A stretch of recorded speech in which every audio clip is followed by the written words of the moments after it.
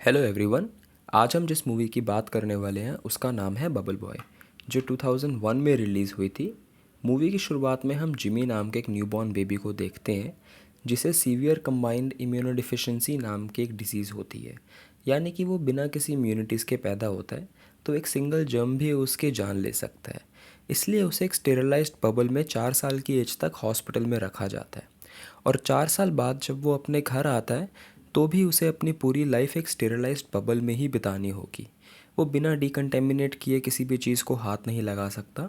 और उसके रूम में ही एक बड़ा प्लास्टिक बबल होता है जिसमें उसके कुछ टॉयज़ डिकंटेमिनेट करके रखे होते हैं। उसकी मॉम मिस लिविंगस्टन जिमी के लिए बहुत ओवर प्रोटेक्टिव होती है। वो नहीं चाहती कि जिमी कभी भी अपने बबल से बाहर निकले। इसलिए वो उसे रोज़ एक बेड टाइम स्टोरी सुनाती है जिसमें हमेशा प्रिंस की डेथ हो जाती है जब उसे फ्री किया जाता है। जिमी को सिर्फ एक ही टीवी चैनल और एक ही मैगज़ीन पढ़ने को उसकी मॉम ने दी होती है। मिस लिविंगस्टन जिमी को हग करने के लिए भी अपने रबर हैंड्स का यूज़ करती है जो उन्होंने उसके प्लास्टिक बबल पे लगाए होते हैं। मिस लिविंगस्टन काफ़ी नेशनलाइज वुमेन होती है, इसलिए वो जिमी को सिर्फ नेशन से जुड़ी बातें ही पढ़ाती है। नेबरहुड में सबको पता होता है कि उनके एरिया में एक बबल बॉय रहता है, इसलिए वहाँ के बच्चे खुद को प्लास्टिक में रैप करके अक्सर जिमी का मजाक उड़ाया करते थे और मिस लिविंगस्टन उनको हमेशा भगा देती थी। जिमी सिर्फ होममेड फूड ही खाता है और मिस लिविंगस्टन उसे प्लास्टिक ट्यूब में हमेशा खाना डिकंटेमिनेट करके देती थी ताकि जिमी के छूने से पहले उसके सारे जर्म्स ख़त्म हो जाएं। देखते ही देखते जिमी 16 ईयर्स ओल्ड हो जाता है और वो हमें नरेट कर रहा होता है कि उसकी लाइफ एक नॉर्मल बच्चे की तरह ही रही है। बस उसे 16th बर्थडे पे कार नहीं, एक इलेक्ट्रिक गिटार मिला होता है जिससे वो काफ़ी खुश होता है। एक दिन उसके सामने वाले घर में क्लोई नाम की एक लड़की आती है। जिमी उसे देखते ही उसके बारे में कुछ फील करने लगता है, बट वो लव, गर्ल्स और रिलेशनशिप के बारे में कुछ भी नहीं जानता होता। एक दिन जिमी को बोनर आ जाता है और उसी के इसे बारे में कुछ भी नहीं पता होता, इसलिए वो उस पे अपने बैट से मारता है और चिल्लाकर अपनी मॉम को बुलाता है। उसकी मॉम उसे नेशनल एंथम पढ़ने को बोलती है जिससे वो शांत हो जाए। और एक दिन हम क्लोई को उसके फ्रेंड के साथ देखते हैं जो जिमी का मजाक उड़ा रहे होते हैं। और क्लोई जिमी से बात करने के लिए उसके घर आती है, तो मिस्टर लिविंगस्टन उसे अंदर आने देते हैं। और पूरे घर में प्लास्टिक ट्यूब्स होती हैं और वो उस ट्यूब को फॉलो करते हुए जिमी के रूम तक पहुंचती है। तो जिमी क्लोई को देख के काफ़ी नर्वस हो जाता है क्योंकि उसे अपने मॉम डैड के अलावा कभी भी किसी लड़की से बात नहीं की होती है। क्लोई जिमी के गिटार की तारीफ़ करती है, तो जिमी उसे रबर हैंड्स के थ्रू गिटार सिखाने की कोशिश करता है। इसके बाद जिमी और क्लोई रेगुलर हैंग आउट करते हैं और काफ़ी टाइम साथ में स्पेंड करते हैं। मिस लिविंगस्टन को उनकी फ्रेंडशिप बिल्कुल भी पसंद नहीं होती, लेकिन वो इस बारे में कुछ भी नहीं कर सकती थी। क्लोई जिमी के बर्थडे पे एक बॉल के अंदर उसे गिने पिग भी गिफ्ट करती है। एक रात क्लोई ड्रंक होके जिमी के रूम में आ जाती है और वो उसको किस करने के लिए बबल में आना चाहती है, बट जिमी प्लास्टिक ट्यूब बंद कर देता है।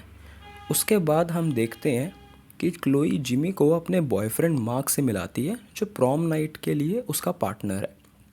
मार्क जिमी को सिगरेट ऑफ़र करता है, बट जिमी को नहीं पता कि ये क्या है।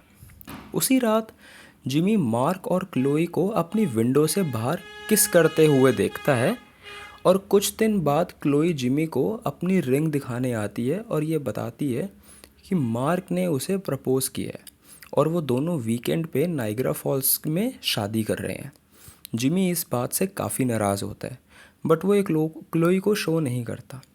क्लोई जिमी के लिए एक गिफ्ट लाई होती है जो वो ट्यूब में रख देती है, बट जिमी उसका गिनी पिग उसे वापस कर देता है और गिफ्ट इग्नोर कर देता है। और क्लोई आंखों में आंसू लिए वापस चली जाती है। जिमी थोड़ी देर बाद क्लोई का गिफ्ट ओपन करता है तो वो देखता है कि उसमें आई लव यू लिखा होता है। उसी टाइम वो डिसाइड करता है कि वो नाइग्रा फॉल्स जाएगा उसकी शादी रुकवाने, और वो अपने लिए एक पोर्टेबल बबल सूट बनाता है जिसमें वो कामयाब भी हो जाता है। और जब उसके पेरेंट्स सो रहे होते हैं वो घर से भाग जाता है। वो भाग के बस स्टेशन जाता है और फर्स्ट टाइम भाग रहा होता है वो, इसलिए वो काफ़ी खुश होता है। लेकिन वो अपने साथ कोई पैसे नहीं लाया होता, इसलिए उसे बस स्टेशन एम्प्लॉय कोई टिकट नहीं देता। और रोड क्रॉस करते टाइम उसे एक बस से टक्कर मार दी जाती है। उसका बबल उसे बचा तो लेता है, लेकिन वो जो बस में लोग होते हैं वो जिमी उनसे नाइग्रा फॉल्स के लिए राइड मांगता है और वो मान भी जाते हैं। लेकिन ये बस के सारे लोग एक रिलीजियस कल्ट का पार्ट होते हैं।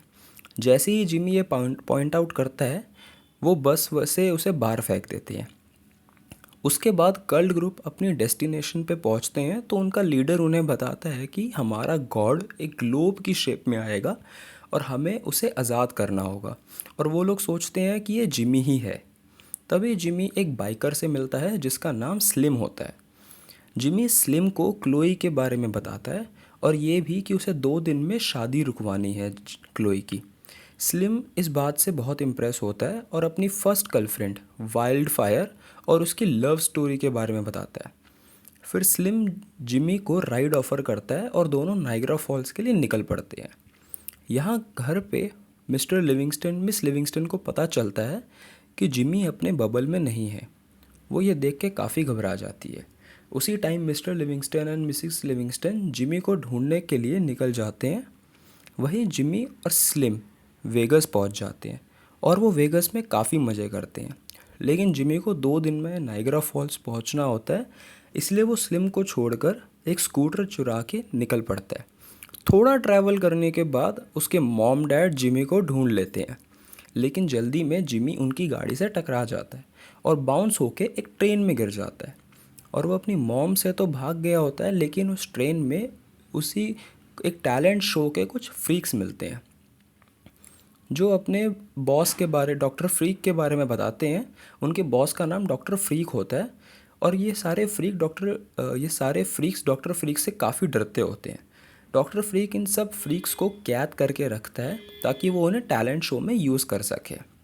लेकिन जिमी एक्सीडेंटली डॉक्टर फ्रीक को दूर फेंक देता है और सारे फ्रीक्स को आज़ाद कर देता है और वो अपनी जर्नी नाइग्रा फॉल्स के लिए कंटिन्यू रखता है। तभी वो एक बार में जाता है किसी से लिफ्ट मांगने, जहाँ सारे लोग एक इंडियन का मजाक उड़ा रहे होते हैं जिसका नाम पुष्पॉप होता है। और वो सब जिमी से उसके बबल के बारे में पूछते हैं तो जिमी उन्हें अपनी डिसीज़ के बारे में बताता है और वो सब ये सोचते हैं कि उसकी डिसीज़ कंटेजियस है, इसलिए सारे उससे डर के दूर भागने लगते हैं। तभी हड़बड़ी में इस बार में आग लग जाती है और पुष्पॉप जिमी को राइड ऑफर करता है। वही जिमी की मॉम उस ट्रेन का पीछा करते हुए डॉक्टर फ्रीक से मिलती है और डॉक्टर फ्रीक जिमी की मॉम को बताता है कि जिमी नाइग्रा फॉल्स की तरफ जा रहा है और गुस्से में वो क्लोई को फ़ोन करती है कि तुम्हारी वजह से जिमी इतना खतरे में पड़ा हुआ है। यहाँ जिमी और पुष्पॉप अपनी वैन से गलती से एक गाय को मार देते हैं, जिससे पुष्पॉप काफ़ी दुखी होता है क्योंकि हिंदू रिलीजन में गाय को एक गॉड का सिंबल माना जाता है। लेकिन जिमी की मॉम ने उसे बताया होता है कि सारे रिलीजन झूठे हैं, इसलिए वो पुष्पॉप को भी यही बोलता है, जिससे पुष्पॉप जिमी से काफ़ी बुरा मान जाता है और वो जिमी को अकेले जाने को बोल देता है। वहाँ स्लिम अपनी बाइकर फ्रेंड के साथ आता है और पुष्पॉप से जिमी के बारे में पूछता है।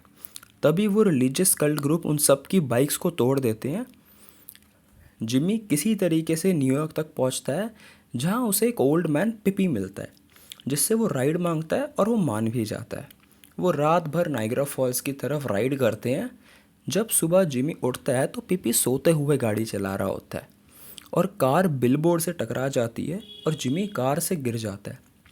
तभी वो एक ग्रोसरी स्टोर में भाग कर जाता है और क्लोई को कॉल करता है, लेकिन वो कॉल मार्क पिकअप करता है और जिमी को वापस जाने को बोलता है और बताता है कि अगर वो यहाँ आ भी गया तो भी उससे कुछ नहीं होगा क्योंकि क्लोई जिमी से प्यार ही नहीं करती है, वो सिर्फ उसके लिए सॉरी फील करती थी। यही सुनकर जिमी काफ़ी नाराज़ होता है और अपनी मॉम को कॉल करता है कि आकर उसे पिक कर ले। तभी उसके मॉम डैड उसे पिक करने के लिए आते हैं और जब उसकी मॉम वॉशरूम जाती है तो उसके डैड जिमी से पूछते हैं कि पहली बार घर से निकलने पे उसे कैसा फील हुआ और उसे बोलते हैं कि इतना दूर आकर उसे हिम्मत नहीं हारनी चाहिए। यही बात सुनकर जिमी वहाँ से भाग जाता है और एक रनवे ट्रैक पे आ जाता है जहाँ उसकी मॉम भी उसका पीछा कर रही थी और कल्ट ग्रुप भी वहाँ आ जाता है और स्लिम भी अपने बाइकर फ्रेंड्स के साथ में यहाँ पहुँच जाता है जिमी को बचाने के लिए। यहाँ हमें पता चलता है कि जिमी की मॉम ही स्लिम की फर्स्ट गर्लफ्रेंड होती है जिनका नाम वाइल्ड फायर था पहले। तो जिमी को रनवे पे एक प्लेन दिखता है जिसका पायलट पिपी का ओल्डर ब्रदर होता है जो उसे नाइग्रा फॉल्स तक ले जाता है। लेकिन नाइग्रा फॉल्स में वो प्लेन क्रैश हो जाता है। बट जिमी अपने रबर सूट की वजह से बच जाता है और फ्लोट करके ऊपर आ जाता है, और उड़ते ही वो चर्च की तरफ भागता है जहाँ क्लोई की शादी होती है। जब क्लोई और मार्क अपने वेडिंग वाउस पढ़ रहे होते हैं तभी जिमी वहाँ पहुँचता है और क्लोई को प्रपोज करता है सबके सामने। ये उसका लास्ट चांस था, इसलिए वो क्लोई को किस करने के लिए अपने बबल सूट से निकल जाता है। लेकिन उस किस करने के बाद वो थोड़ा अनकॉन्शियस फील करता है और बेहोश हो जाता है। तभी उसके मॉम डैड भी वहाँ आ जाते हैं और उसकी मॉम क्लोई को बोलती है कि उसकी वजह से जिमी मर चुका है। लेकिन तभी मिस्टर लिविंगस्टन उसकी मॉम को सबको सच बताने के लिए बोलते हैं, और यहाँ हमें पता चलता है कि मिस लिविंगस्टन काफ़ी टाइम से झूठ बोल रही होती है सबसे, क्योंकि जिमी जब 4 साल का था तभी उसकी बॉडी में उसने इम्यूनिटीज़ डेवलप कर ली थी। लेकिन वो नहीं चाहती थी कि जिमी इस ईवल वर्ल्ड में बाहर निकले और उसे कभी कोई ख़तरा पहुँचे, इसलिए वो सबसे झूठ बोलती रही। जिमी को ये सुनकर बहुत बुरा लगता है, लेकिन वो उन्हें माफ़ कर देता है। फाइनली जिमी और क्लोई हग करते हैं और सब उनके लिए क्लैप करते हैं। कुछ महीने बाद जिमी और क्लोई भी शादी कर लेते हैं, और वो सारे लोग जो हमें इस जर्नी में दिखाए गए थे वो सब इस वेडिंग में इनवाइटेड होते हैं। Biker slim, mister Livingstone and miss Livingstone भी हमें एक साथ दिखते हैं, और मूवी के एंड में हमें क्लोई और जिमी को अपनी कार में हनीमून के लिए जाते हुए देखते हैं। आपको ये मूवी कैसी लगी कमेंट सेक्शन में ज़रूर